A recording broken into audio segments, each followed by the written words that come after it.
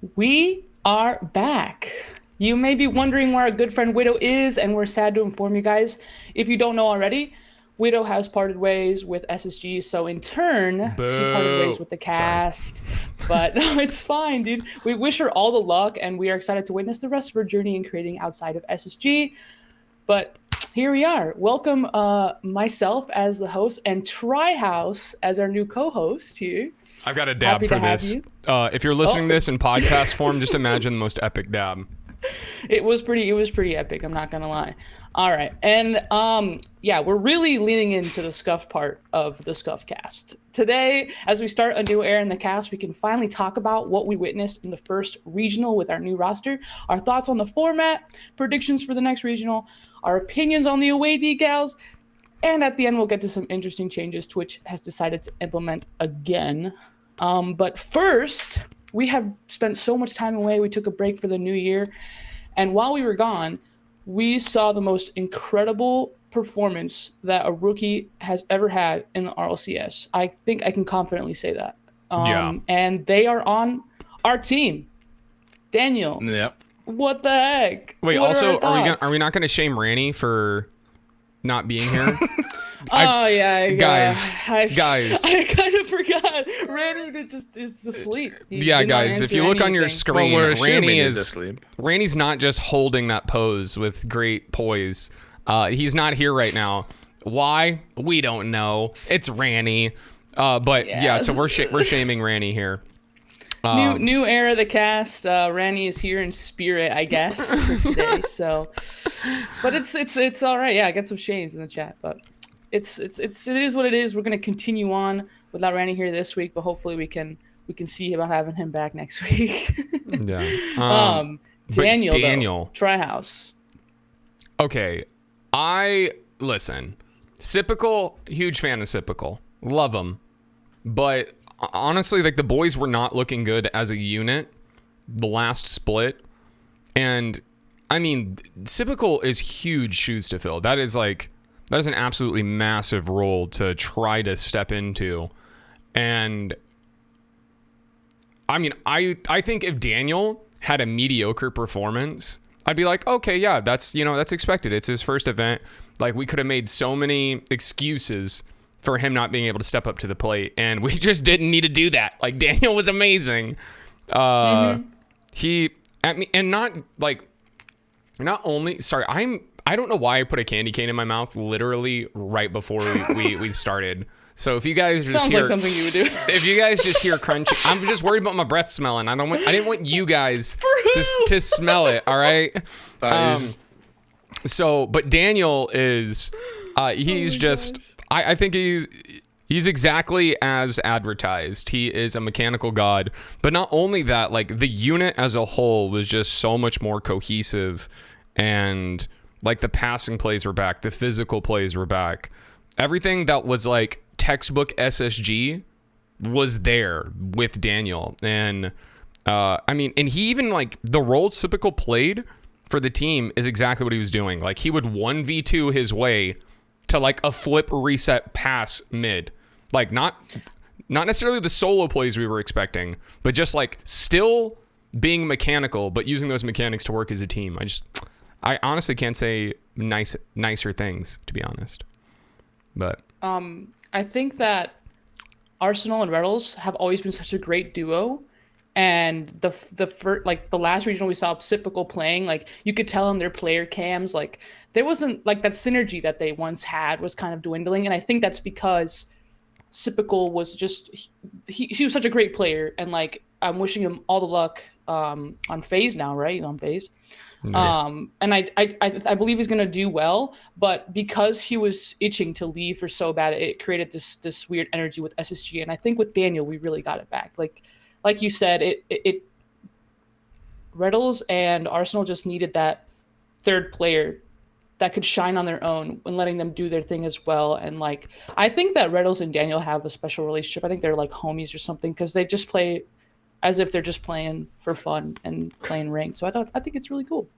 And yeah, that they're doing so well. And Veeds, you've probably got some insider info on that. I saw Reddles, because if you guys don't know, Veeds is the editor for Reddles. But I saw the video where he talked about Sypical leaving, and this was before the regional. Like, this was like the day before the regional. He posted this, and he was like, "Yeah, we're probably not going to be. It'll probably take some time before we're in full form and whatever." And as they like dominated group stage and everything, it was like, yeah, Reynolds was like, "Yeah, it would probably take us some time." But yeah, he talked a little bit about Sypical's mentality there towards the end. And if you wanted to talk about that, Veeds.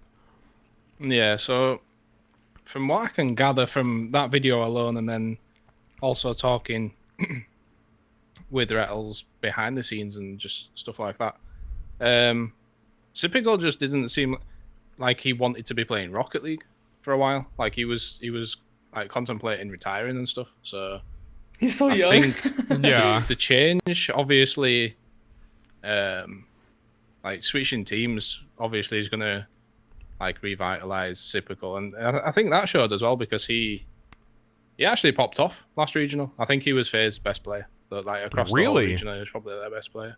Yeah, he showed up like quite big, especially in the second series, even though it was like quite a dominant win from our perspective. Sypical was like the one player that stepped up in that series, but yeah, you've got like Daniel dropping 1,000 points. I think Roldies tweeted it. It was like the perfect tweet after it happened. It was like Daniel dropped 1,000 points in RLCS in the semi-finals against First Killer and the player that he replaced, and it's like, to do that, you've got to be something special. Like you can't. Aren't the points like halved in private matches too? I don't know if they still. I know they used to be. I don't know if. I don't think they are anymore. Well, I don't. No, I think that all the points you see on the screen for pros are halved. So when they get like 1,000 points, that's insane. Yeah, like I could be actually wrong. like crazy. I could be totally wrong. Either way, It used to be. I don't know if it still is or if it isn't. I'm not sure. Either way, it know was if insane to see Daniel. I mean, and I was like, because Rainey and I were casting this thing, I was looking for, topics that would like be like good for analysis on how Daniel played. Like I was looking for mistakes, things that he like just hadn't quite gotten down yet, but there just wasn't any. Like even like the comms, like from my perspective of watching, there were so many times where I was like there was so few comm errors, whereas I don't know, last split it was just like a endless series of them. Like Sypical would be setting up all these plays and nobody be home, so it's like, why was he going for this then? It's like, it doesn't, if you didn't have the backup there, it's like it like nothing was coming to fruition. Whereas I feel like this was just a unit playing. I mean, it was such a good regional. I don't know. I'm excited for the next one. Also, I was corrected. Thank you, Oreos. They changed the point system in the private matches when the Rocket Passes came out, so it was changed. Okay. I didn't know that.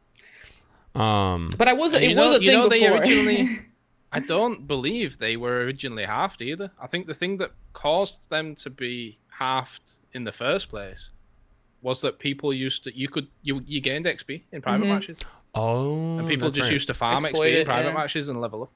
I wish I heckin' knew that, because I would have gotten Rocketeer so fast. I didn't even know. I was like grinding for Rocketeer for so long when that was like the pinnacle thing to get in the game. I remember I wanted that so bad. Cool. And that was before I knew like Rocket League had a YouTube scene or Twitch scene. I was like, man, I really want Rocketeer. And then I would like my progress to it was so slow. It's like, I do nothing but play this game and I still don't have it. Because yeah, and then I almost got it and then they changed it and I was like, well, did that for nothing.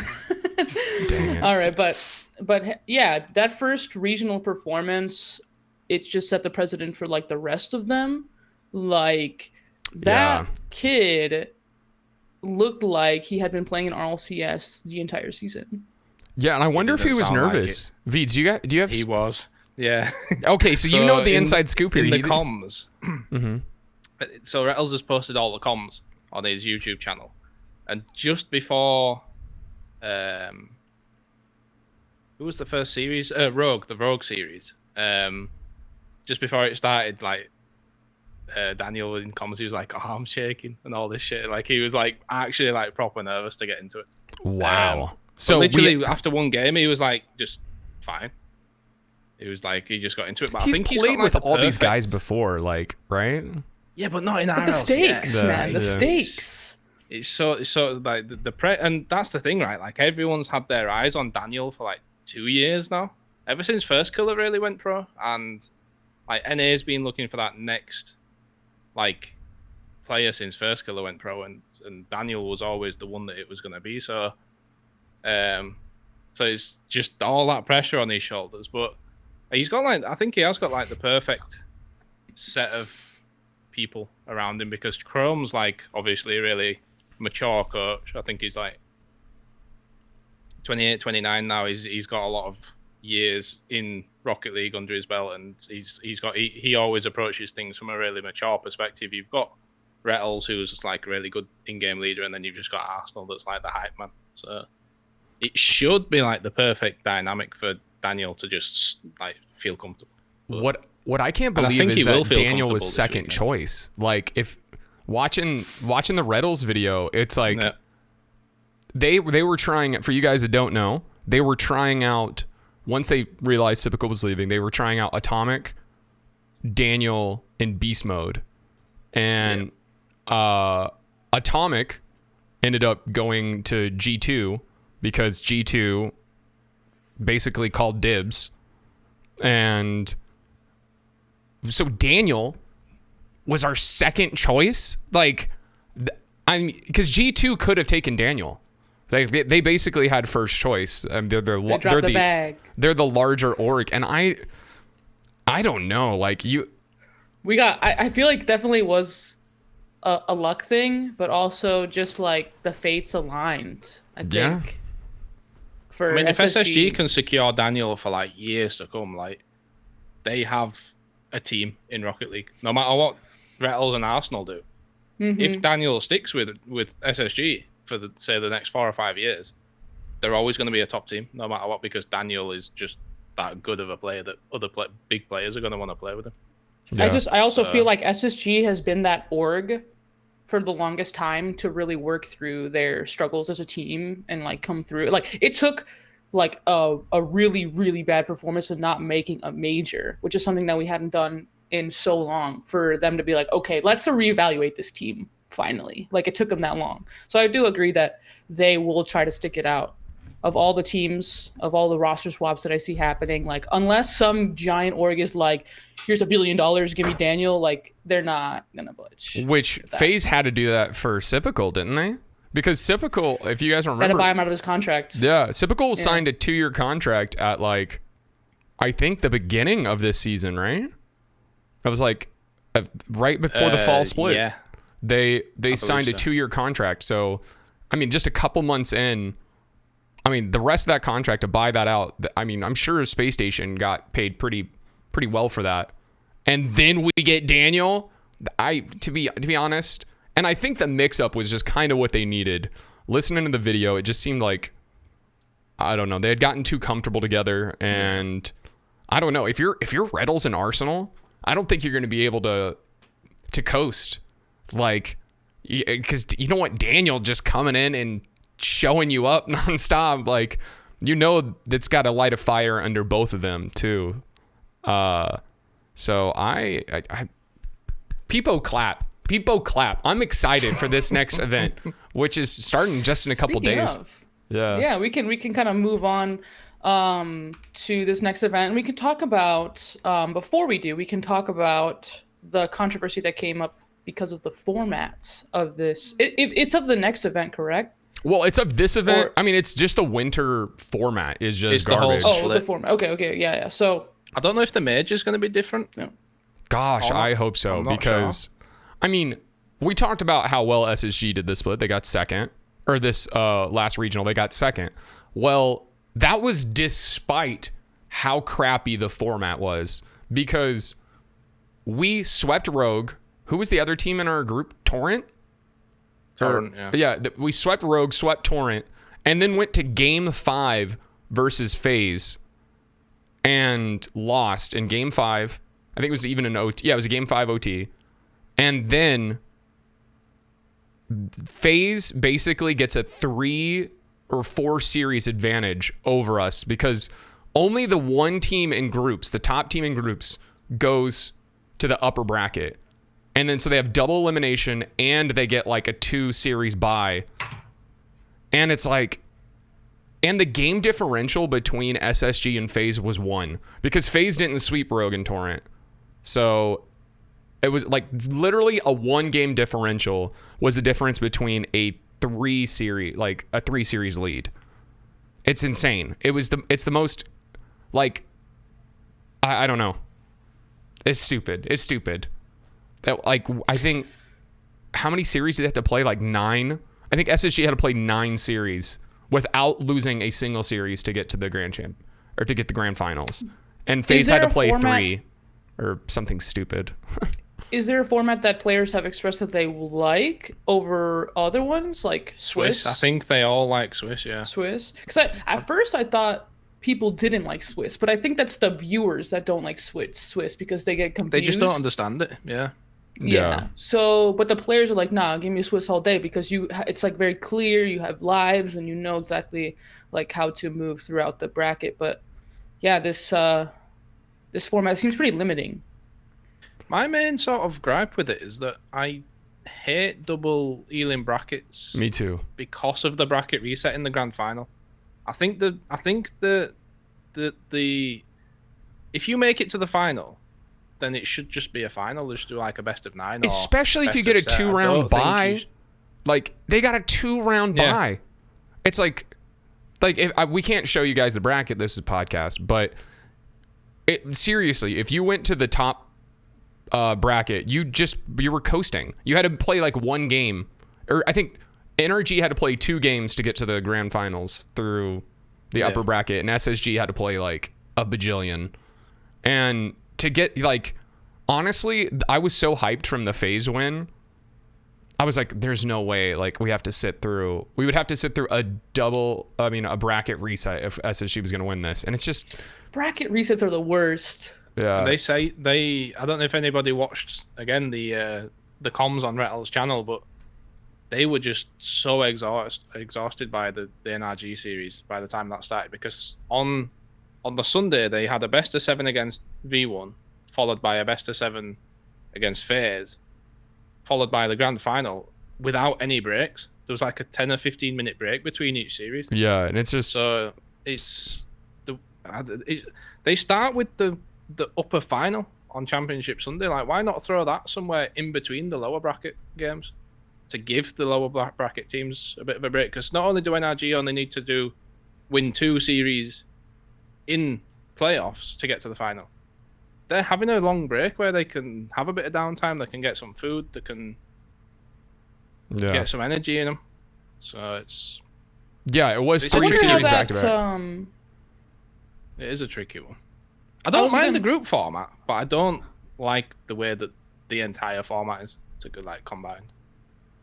I was gonna say, I wonder how it differs from like real sports, because obviously when you're dealing with giant tournaments, like you have professionals that are traveling a lot, but they have a ton of downtime in between games. In esports, it's different. It's like bam, bam, bam. You got 3 games today. They're all major games. Like you better play your heart out for each of these series. And time wise, it's comparable, but I don't know. I feel like maybe that's the one thing about being on LAN. I feel like they can kind of stretch that out longer. Like they said, this Worlds or whatever is going to be like a week long. Yeah. Because they're going to have so many games and probably a lot of downtime. Just the Swiss bracket in the major was 3 days, and it's usually just 1 day. So I think Worlds public attendance, or like what we're actually going to see, is a week worth of games, but the actual event is 2 weeks long. Yeah, because they've got the wild card. All that stuff's like the week before. So... And it's not just the format. It was a couple players tweeted out about this. It was also the seeding for the format.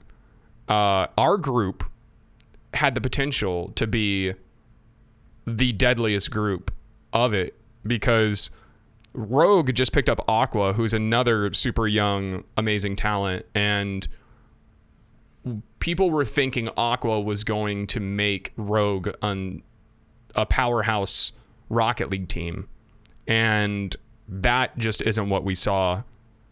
And we swept Rogue and FaZe beat Rogue, and then I think they were eliminated Rogue first beat round Torrent. in the playoffs. So it's like they seem to be just like a team that's just outside the top 8 teams in Rocket League again. But again, not everybody's Daniel. So maybe like Aqua just needs to find the chemistry with his team. Like that could be a thing, but that's a tangent. I do think Aqua's that more like he's just one of these players that like 90% of his goals are like insane. But he's actually, I'd say Aqua's more like, like First Killer's known to just be like a one-man team in a sense. Like he just does everything. is Aqua like a Aqua's Justin? a little bit more like him than Daniel is. But Aqua's not got, like, obviously no disrespect to Gyro and Taroko, but Daniel has better players that he's teaming with. So I think if it was say like the shoe was on the other foot and Rogue got Daniel and we got Aqua, I think you'd probably see Rogue do slightly better and maybe us do slightly worse, even though Aqua's got more pop-off potential. I think the relationship between Reddles and Daniel, and obviously Arsenal, is just energy and a personality to be around no matter what. So just having that like camaraderie between them helped propel them into that regional performance. Like having a new player can be really nerve-wracking, but if you're really in it together and like believe in what you have to start, I can imagine it's very helpful. I don't know how the dynamic was with Aqua and Rogue. I haven't looked into it as intimately as I did watch the SSG because obviously I'm on the org. So, but I can imagine that it helps just having that kind of like immediate like brotherly sort of influence that I see from them. But it's interesting. It'll be interesting to see. No, you're good. Go for it. I was just going to say, saying that though, like just on the topic of Rogue and stuff and Aqua, Rogue were looking like they were going to be in a terrible spot. So they're actually, even though they're not like, I'd probably put them like 9th through 12th. Yeah, for now. They were looking like the whole season was going to be chalked. Like it went originally, before all the roster stuff went on, after the major, Rogue were looking like they were going to get Beast Mode and Daniel. But then all the roster stuff went on, and then it looked like they were going to get like just bubble players to replace Turintura and potentially Taroko. So they're actually in a good spot. So for where they could have been.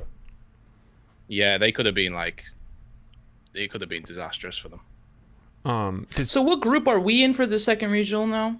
Oh gosh, do I have it pulled up? Let me see.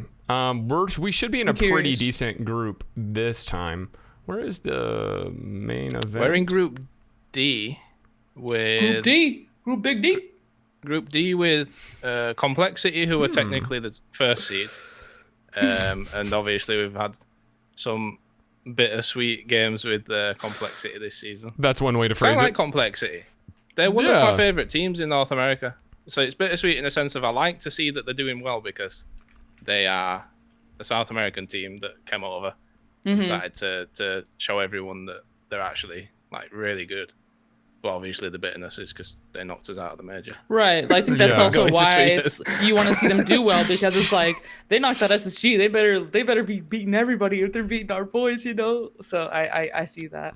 And then so Complexity first seed, we're second seed. And then there's Shopify Rebellion and Charlotte Phoenix.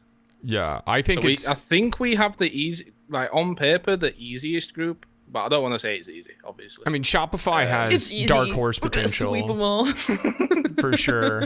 Yeah, Shopify. I mean, I will say the seeding is much Shopify better for this event, for sure, because the first one was, if you saw Shock's tweet, anybody in chat, about just how poor the seeding was. Shock's Ghost was in a group with 3 top 8 teams, and Shopify, which is a team that is basically top 12 easily. And so because Ghost lost a tiebreaker versus, I think Ghost had to play G2 twice as a tiebreaker to make it. And it's like, because Ghost played really well against other teams other than Ghost, other than G2. And then for the tiebreaker, they had to play G2 again. It was like, well, that was the one team we lost to. Or, you know, and so just because they were in that group, because I think the playoff was top 12, right? It was like, so basically because they had to play G2 twice in a 4-man group or a 4-team group, they were knocked out of the top 12, which really hurts for points because Ghost has to do a lot of catching up to try to make Worlds, because Ghost was right in the mix for getting to the major. Like if they had one event where they made like, you know, top 2, they would have qualified. So, but yeah, the seeding seems to be a lot better. I'm looking forward to the games for sure. And I don't know. I bet you by the next cast there is going to be more drama based on the format, because like who's going to get knocked out? Like we'll have to see. Because Envy played bad last event. Jeez. Yeah, they played awful. In fact, they played so bad. Envy played that bad. They made the major in, I think, 4th. They came 4th last split, 3rd or 4th.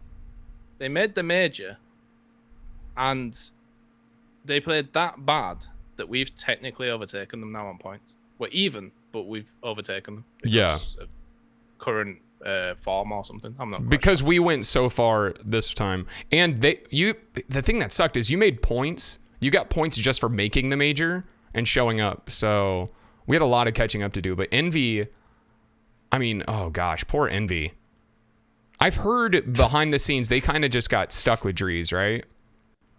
And then That's so sad. Not to say stuck with Drees, because I thought Drees played really well with G2. I was curious as why the roster change happened. Well, he's been like mentality wise, because he was like younger in the scene. He was kind of doubting himself, right? Like maybe that could be part of it. Well, he's definitely gonna be doubting himself now. He went to a top 5 team in North America and they just got shit on. Like, what do you think that's gonna do to his mentality? That's gonna really tank it. That's for sure. Yeah. The thing is, he's arguably this season. He's arguably been G2's best player. Who? I think it was Garrett Drees up until they traded with Atomic. And I think it was Garrett in the regional last week. He mentioned that he just didn't see that. Like, obviously, all the pros know what's going on behind the scenes. They hear everything, but he didn't think that would ever happen because Drees had really started to come into form. I think at the major he was out like by far G2's best player, and that was like his first ever LAN like that he's ever played in. So it was a bit strange. Obviously, Atomic is like disgusting. Atomic was like probably the best player in North America last split. I might be forgetting somebody, but he really did just pop off last split, so it makes sense. But then you're looking at Envy, and Envy are a huge org.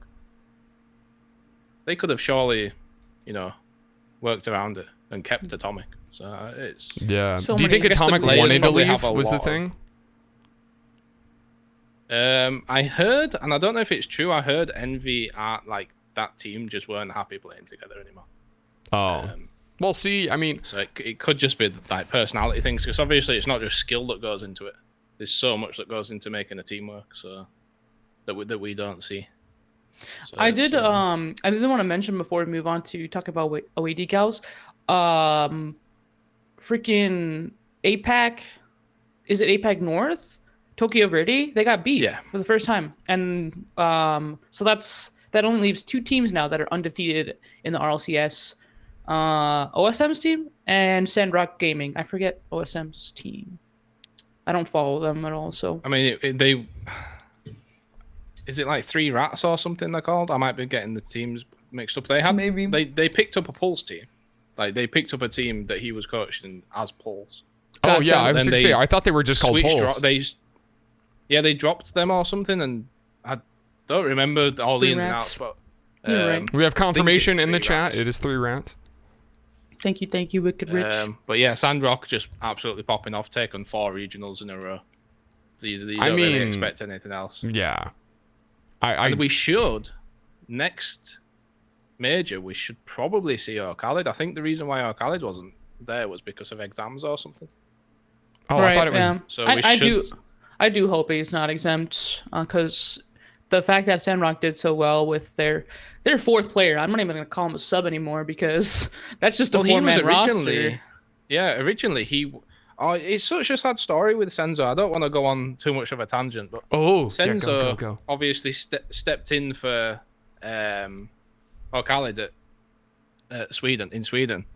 But it's so sad because just before this season got announced, where they were adding all the new regions and all this stuff, and there was more money, and I think it's like $1.5 million more total prize pool this season, which obviously is distributed amongst other regions and stuff.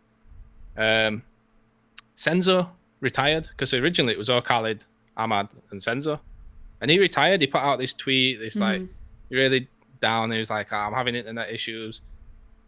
The ping's unbearable and all this. I can't compete anymore."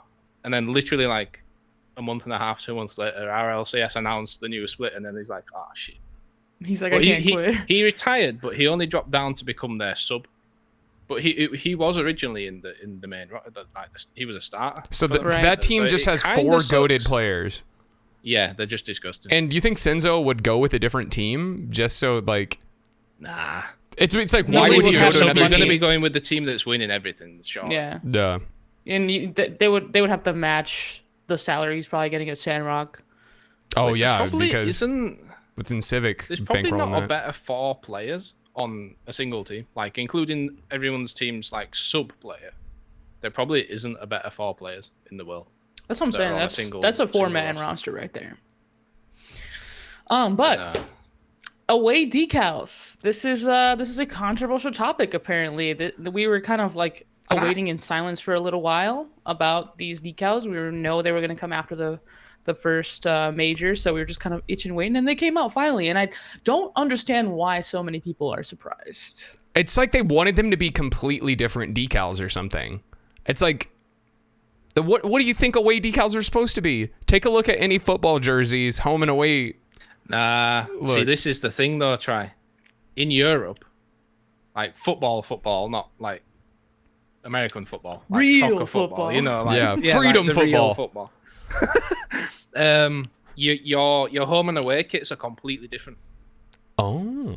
So in like the NFL and stuff, you've got like, and it is, I don't know if it's all American sports, but I know in the NFL, for the most part, you have your colourful home kit and you have a white away kit usually, right?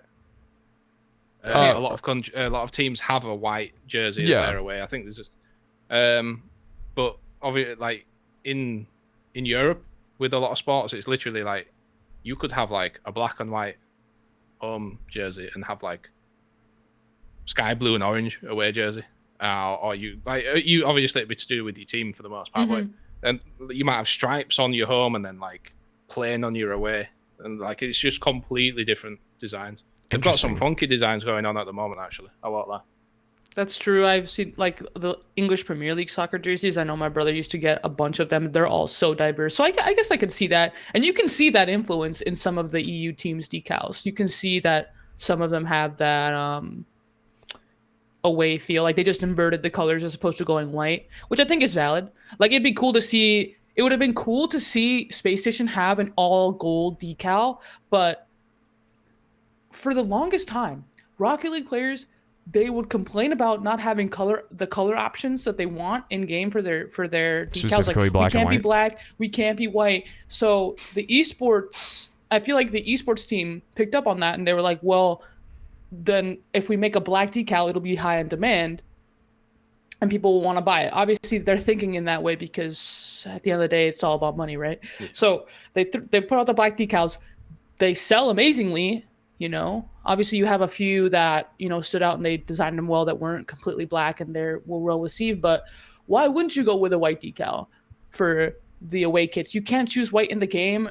it would be. And it's there's in like demand. no white decals in the game other than the SSL decals. Like at least for the Octane, at least they had that fancy formal that was black.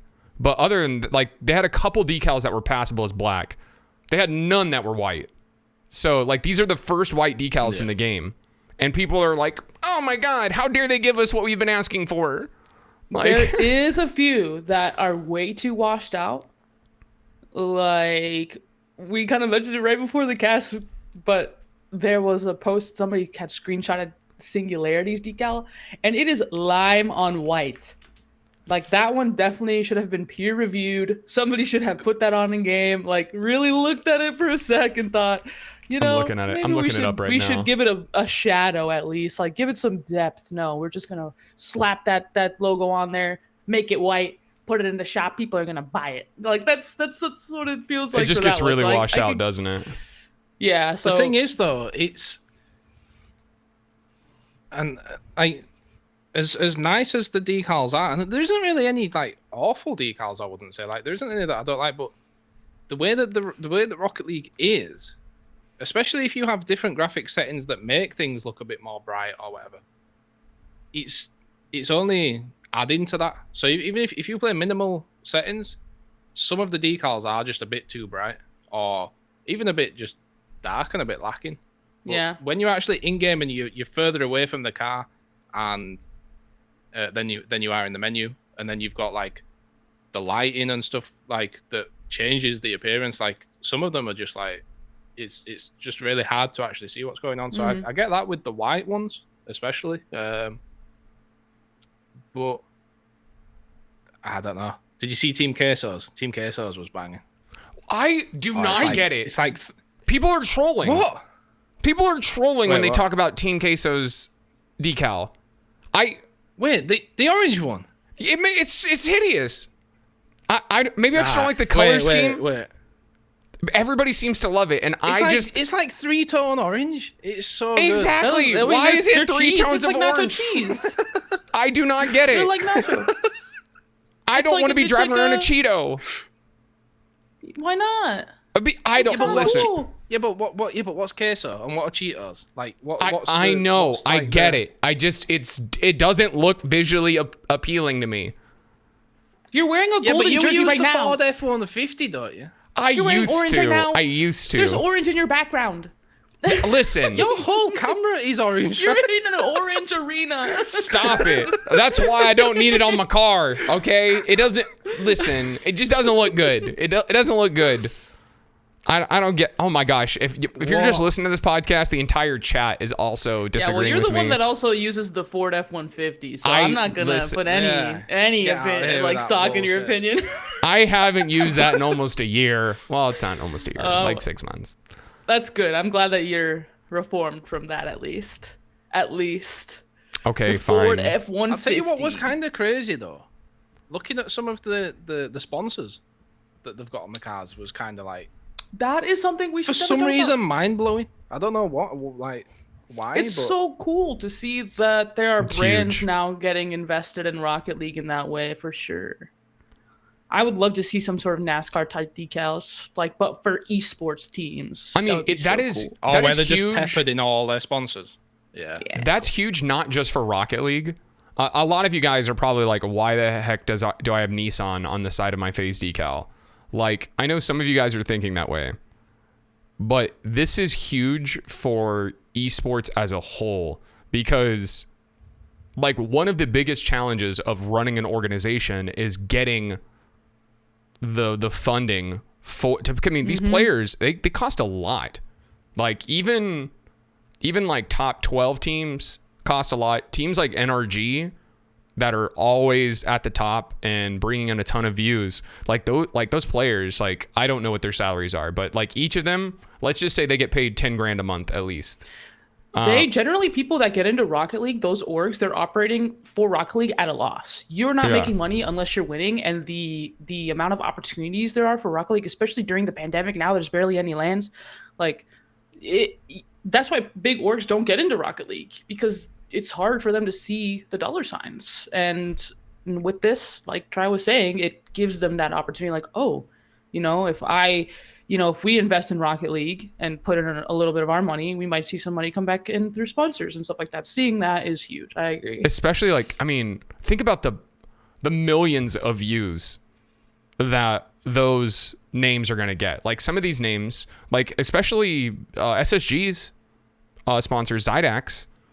I didn't know who or what Zydax was until I joined SSG. Like they were a company that's trying to break into and grab a bigger market share of the custom PC building. And it's like now, like I guarantee you, if there's a graph of Zydax's relevance since being on that decal, it's climbing. Daniel pops off with that decal on in game. Like that's going to be huge. So it's definitely going to create revenue streams for orgs, which is going to see other orgs want to come in and join. Like, if you're a big org not in Rocket League, like you're thinking about it now because that is something you can easily sell to your sponsors. And so I think it's huge. But again, I think of it from a content perspective. I'm sure some people are like, I don't want Nissan on the side of my decal. You know? Yeah, I think there's some people that want the game to remain pure and stuff like that. But the fact of the matter is, Rocket League is not going to improve unless these companies like invest in it, and they should. Rocket League is going to be the best esport in the world one day. I'll stand by it. You know, if they don't like lose their marbles and the whole game goes to heck, like this game has the formula to become one of the best esports in the entire world. So they just have to keep it up. Yeah, I know. It's that Unreal Engine 5 might destroy the game. You shut your whore mouth. See, that's the thing. You shut your whore mouth. I understand why they are taking their sweet time with the Unreal Engine 5 because they need to recreate this game, but better. Like how I was talking about this last night. Like I don't think the actual core game is going to change much, but I'm just so excited to see how much more like optimized the game is and that's the dream, right? What they can do with it because, oh man, but it's tricky with Psyonix though because you've got like a 10-month long RLCS season, which gives them a really short window to actually drop the update when it is ready and then fix it because obviously they can't do it mid-season for the pros, and it's gonna come with issues. So it's. Unless, like, when they know it's going to drop, they're like, right, we'll have, like, a 4 or 5 month break from RLCS. Or do you think they'll have people test it? Do you think? Oh, they have to. That's what I'm thinking. They're going to send people in.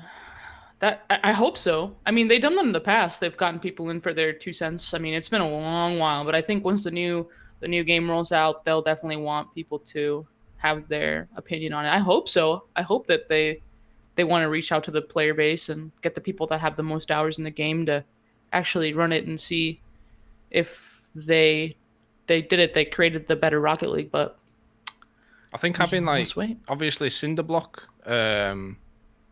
was hired by Psyonix, and then if they get even some community members like Rocket Science and Backers from Backers Mod, and then pro players and freestylers, if they get like a team of people to really like search every like nook and cranny of the game and make sure that it's right, then we should have an experience that's the same as what we've currently got. Do you think they're going to aim for the exact same experience?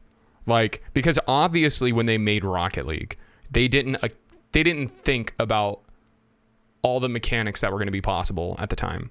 Like, as we found out, like they didn't even, when they added in the floor, technically, if you drive off a ramp, you still have your flip. Like, they added that in for Rocket Labs and it was an accident, and that created the flip reset. It's like, do you think, because like when you play Sideswipe, your boost gets you a lot further in Sideswipe than it does in Rocket League. Like, do you think the game would benefit more if, say, boost was, if you had, maybe if you had boost on the ceilings. I know what you're trying to say. Ceilings. I don't think that they're going to change the fundamental of the game. They've noticed like they have a $1 bazillion idea. What they've noticed is that they need to retain these new players because it's so mechanically difficult to learn this game. You had to have content within the game, keyword, within the game that's accessible to everybody that downloads the game, to branch away from the competitive stuff, to branch away from, win, lose, stuff like that. We've talked about this a million times before on the cast. I'm going to mention it again. If Unreal Engine does not come out with some sort of creative mode that maybe is integrated with the training packs or something like that, like, I don't think it needs to release with it, but it needs to come out. They need to announce that it's if they're gonna take their sweet time, they need to tell us, like, it would be nice to know if they were working on it or not.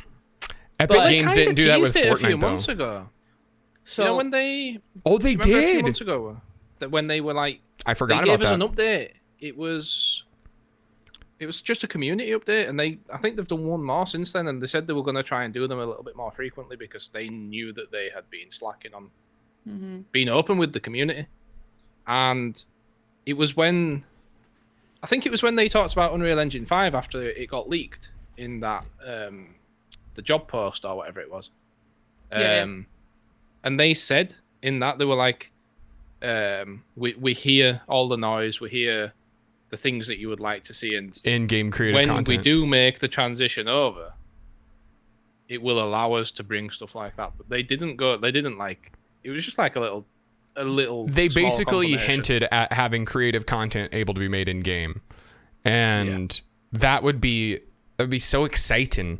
I mean, honestly, just bare minimum workshops to be played by everybody. Like, that is, I think, the bare minimum. Even if you still have to make them. I don't think it's going to work that way. I think that they're going to have to create their own in-game integration. What I'm imagining for Rocket League creative mode is basically a mode where you can fly around like you are in an empty space, and there's like set pieces that you can move around and make a map yourself. Yeah. And then it becomes props. It gives an opportunity for a new community to grow. Like how Scissors for Fortnite was able to create all of his death runs. Like, he doesn't play it competitively anymore. I'm assuming, I don't follow Fortnite, but he created an entire community around, or him and other creatives created that whole creative community that Rocket League lacks outside of Leth and his map making friends, because they have the know-how and the knowledge and the computers that can handle building stuff like that. Yeah. But it's that accessibility that everybody's able to make maps now. What kind of maps will we see from people that are playing on consoles that can't possibly get a PC and do this and blah blah blah? It just allows for so much more content to be made, and we talk about this so much. I just want it to happen. Yeah, manifest it for creative mode. I'm not gonna lie. Yeah, but speaking of things that change in Rocket League, we're streaming on this wonderful platform right now. Twitch.tv, they have kind of been under fire. They're stupid. They're stupid. She's being too. They're stupid. Twitch is so dumb. I saw your topic. It says Twitch dumb on the screen like halfway through the cast, and I started laughing. I had to hold Twitch it in, is so stupid. Here, I'm gonna. For the people. So, go ahead and tell them what happened, Try, and then I can kind of explain why in a sort of like, I'm not giving them the benefit of the doubt, but I'm explaining what's going on. But yeah, go for it. What did Twitch do that was so dumb, Try? Okay, so guys, viewers, listeners, Twitch released a tool called Chance. And it's in beta, and it's only for a select number of channels. My channel, luckily enough, is one of them.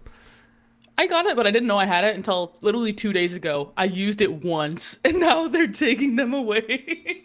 Nito, you papega. You know not what you've done.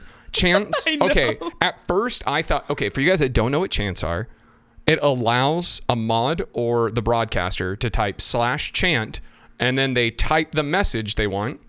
And then there creates a prompt, just like on Twitch where you could share your resub notification and stuff like that. It creates a little prompt, and basically all you have to do, you click it, and then everybody in chat can chant the same thing. And at first I was like, oh, this is going to be used exclusively to troll me, which my mods do that still. But what it's really great for is celebrating huge milestones, or like if it's somebody's birthday, chant happy birthday. If somebody That's what we used does it for, something yeah. amazing, it's like you can use it. It is used to like make all this awesome like hype happen. And I have noticed it encourages a lot of people to talk for the first time in the channel, because it's just a one-click kind of thing. And it's like, oh, and they send off the chant. And it's just a really good tool to get lurkers or get first-time chatters engaged.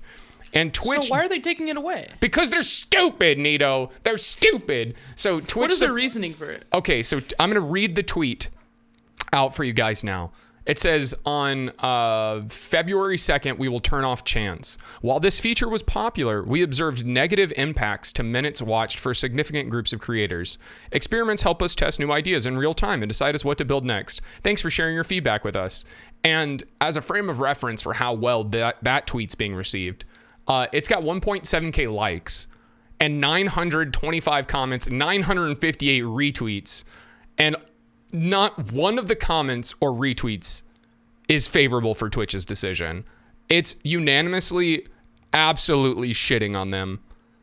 And Twitch support, after, because they were flamed within like, and first of all, Twitch tweeted this out on Twitch support, not on their main Twitch channel. Yeah, they never do. Cowards. And so they were flamed within like minutes of posting. And so they posted, I think 40 minutes later, saying, to clarify, we randomly generate test those with access and control those without access groups to compare impact on things creators care about. In this case, the decrease in viewership for channels with access to chants was significant, especially for small and mid-sized channels.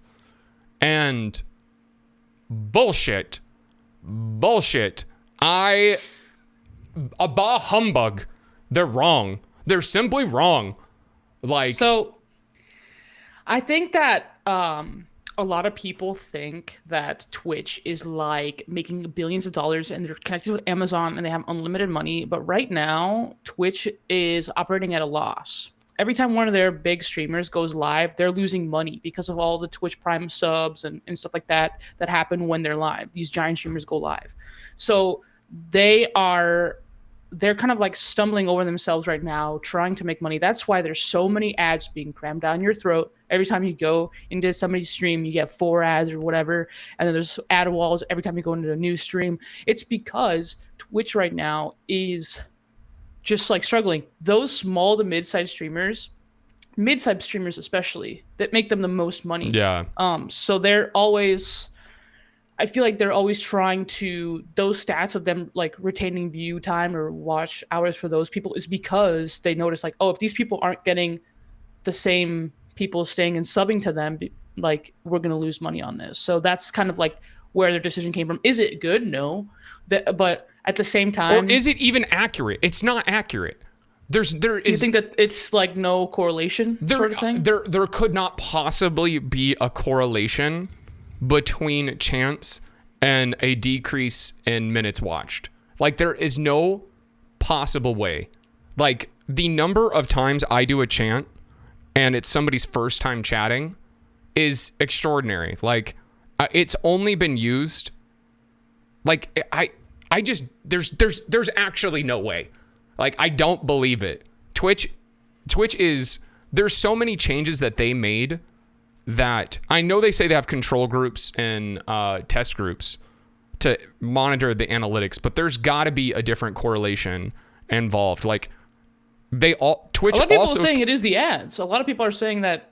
Have you guys like looked at how running 4 or 5 ads before you go into a new stream affects view time or watch time or anything like that? Like those sorts of things that makes the money, but also, you know, maybe not. If personally, like, sometimes I'll go on Twitch, I'll click on a friend's stream, I'm not subbed for whatever reason, I have to sit through an ad, and I'm like, well, and then I'll go to somebody else's stream, it's another ad, I'm like, okay, and I kind of like click through streams until I don't get an ad. It's like, it's ridiculous, like sometimes where it's like, I don't want to sit through this. I think the correlation that they're tracking, because let's assume they actually do have a control and test group analytics. I'm thinking there's got to be some other reason, and they're throwing out a bullshit reason. That's my assumption right now. But Twitch also killed AutoHost around the same time they brought out Chance. Twitch also allowed you to run, run ads, and like you could time out when you ran ads. Like you could have an ad run every 30 minutes. That way you could disable pre-rolls. And I think the only correlation I could put together is that if a channel that had access to Chance and used Chance, that means that creator is on top of tools that Twitch is bringing out. And so they could have been a stream that, because I did this briefly, that took advantage of running ads every 30 minutes to disable pre-rolls. And I stopped doing that. I brought pre-rolls back because I noticed when I used their ad tool to run them every 30 minutes, I had a decrease in viewership because people, like the homies that show up, like they'll sit through a pre-roll and then they're fine the rest of the stream. So it's like, that is the one correlation I could see being like, if somebody was, using Twitch's newest tools, they made the mistake of not turning off the automatic ad rolls, like that's going to hurt their viewership.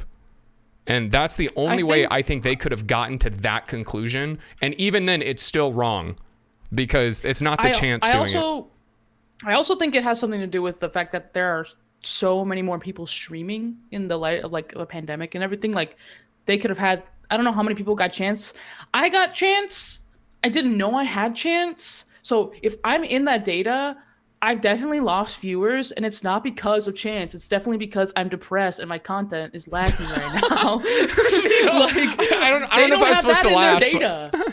They don't have that in their data. How are they supposed to know? And maybe they're seeing this like, this person has Chance when they've gone down 20, 30 average.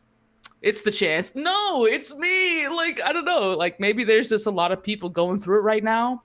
And that's also something that could be happening. I don't know.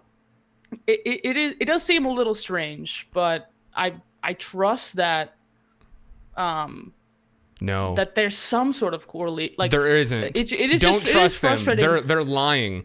They're lying because here frustrating I figured out another lie of theirs. So they took away when they said they took away AutoHost, they said they took it away because it was confusing for new viewers. And that's not why? What? Because their mobile was the worst thing ever. Like you would click on somebody's like link, and then if you were on mobile, it would just take you to the person's hosting stream, and then people would be like, "This isn't the person that I clicked on." I would have people message me and be like, "Your TikTok link takes me to somebody else's Twitch." I'm like, no, it doesn't. It takes you to mine. It's like, no, like I go into their stream and their Twitch. That's a problem with how they've got their mobile thing worked out. That was the problem. The real reason they took it away is because AutoHost was costing them money, because they have to, if somebody's just like, there's people that have my channel open all the time. And if that video, like if they're not watching that video, that's money lost because they're of the stream. Yeah, because they have to service that video, even if it's even if nobody's watching, like Twitch has to pay for that. And so I think they were like, we're taking it away because it's confusing, but also it still hurts them because taking away AutoHost hurts small streamers and medium-sized streams because it lowers their viewership and basically encourages you to not network on Twitch because what's the fucking point? Like, right. It was confusing though because I tested it out and I'd click on twitch.tv/Nito and immediately the person's stream that I was hosting would pop up. You would not see my profile at all. Yeah. So it was a mobile issue. It's like, just hire better mobile developers. I don't know what to tell you, my guys. Yeah. I don't know what to tell you. And so every decision Twitch makes is about, like, I don't know. Like, because they say they want medium-sized channels to grow, and then they take away AutoHost. It's like, I get that it was costing you, like, some server money, but, like, if it was encouraging people to network and within the Twitch community and stay on Twitch, because now the formula for outreach to grow your viewership is to be on a different platform and send them to Twitch. It's like, great. Now I've got to I don't think it's ever really been just be on Twitch. It's always kind of been, you have to kind of outsource your content. But being on Arsenal's AutoHost, that's nice. That was nice at the time.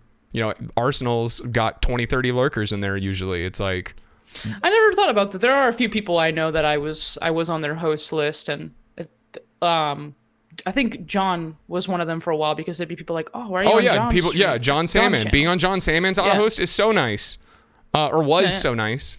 Same with Sunless Khan and Sunless, yeah, because it's Sunless like- would never stream. He would just have people auto hosted on his channel all the time. yeah, it was nice.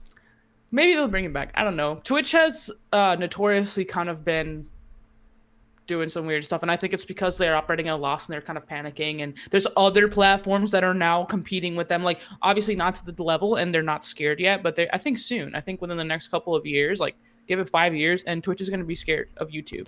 Well, Twitch is like, well, I think this last year was the one I went deep diving into their finances, and I think Twitch this last year was the first year that Twitch has actually like made a little bit of money, but you know, they're an Amazon company, and like next to the companies that Amazon finances, Twitch doesn't make shit for money, like at all.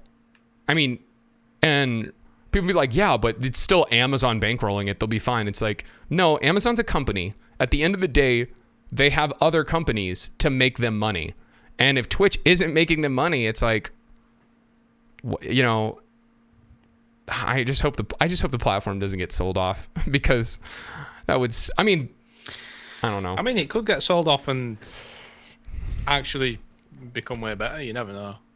That's the thing. I Well- wonder if, do you think that they would ever budge to YouTube?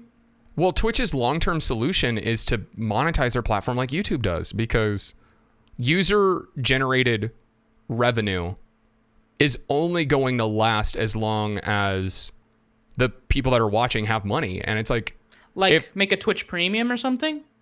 well, I mean, that's exactly what they already have. That isn't it Twitch, what is it? It's like Twitch Nitro or something. Yeah, I forget about that. They have that. And then, but the thing is, like, people whine and complain about the ads, which I understand. I get it. But YouTube runs the shit out of ads, and you just expect it when you go to YouTube now. Whereas, like, You don't have YouTube Premium? no, I don't have YouTube Premium. You don't have YouTube Premium? No, I don't. I'm not gonna lie. YouTube ads have never bothered me. But if you get them on Twitch, it bothers the hell Twitch out of ads are horrible. Yeah. Twitch, it's awful. you. It's like If they you're broke, just say that, Try. they should have a culture. They should have been fostering a culture around running ads way sooner, and they should be doing it way differently. Like, YouTube ads are skippable. It's like a 15-second ad every 10 minutes. Like, that's not nearly as bad as, I mean, Twitch's ads are like fucking a minute and a half unskippable. It's like, that is, I don't know. It's, and pre-roll, they have pre-rolls for YouTube though, and I still watch them, but We'll have to see, I guess. I think we might have to wrap it up before we get too heated about Twitch and they cut the stream off because we're streaming on their platform. Just cancels SSG and What happened? We're getting throttled. Our bit rate's going crazy. yeah. No, but guys, this is the first cast back with the new crew. If you weren't here at the beginning, we did have a little farewell for Widow and wish her the best. But we're in a new era of the Scuffcast now. It's gonna be unhinged, Scuffcast unhinged era. Is there anything else you guys want to say before I wrap things up? Oh man, there was so much to talk about, but we're never gonna cover it all. We just can't. We've got. Try just wants to keep rambling. Oh, He Neon just wants to Knights keep came going out, on it. but we can't talk about that much yet. Neon Knights came did out they? like Already out? during the cast, I believe. Yeah. Oh, Yeah, save Nice, up those very golden cool. moons. New- Give new them to me, Rocket League please. New Rocket League content. Let's go. Don't try your golden moons. I will give you All right. credits. As we wrap things up, I'd like to remind you, friends, that you can find us on Twitter, Instagram, and we're gonna be uploading this on Spotify tomorrow. So if you friends didn't catch the beginning of the cast, you can listen back. We'll be uploading these casts now. It'll be a good time.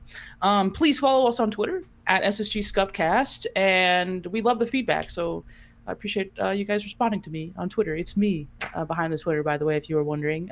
But yeah, we'll catch you guys next week. Bye. Later, nerds.